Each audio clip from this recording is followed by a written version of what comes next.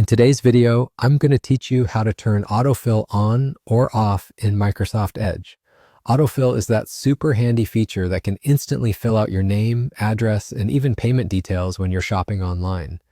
It's a real time saver, but sometimes you might want more control over what your browser remembers, especially if you're prioritizing privacy and security.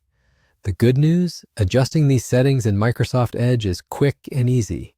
Let's get started. First, open Microsoft Edge on your computer and make sure you're on the home screen.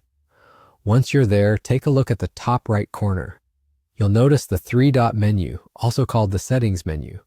Click on it, and from the drop-down menu, select Settings. On the Settings page, glance over to the left-hand side. Here, you'll see different categories that organize various settings. What you want to do next is click on Profiles. This is your go-to section for managing the information that Edge stores and handles for you. As you're in the Profiles section, scroll down a bit until you reach Personal Info. Think of this part as your personal assistant. It manages the names, addresses, and other details that Edge can remember for you.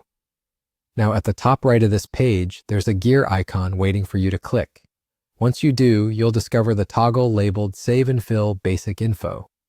When this is turned on, Autofill activates and can automatically complete those pesky forms for you. If you switch it off, you'll be entering that information yourself, which offers more privacy but less convenience. Now let's move on to payment details. To adjust this, scroll back up slightly and click on Payment Methods. This section works similarly to Personal Info and even has its own toggle called Save and Fill Payment Info.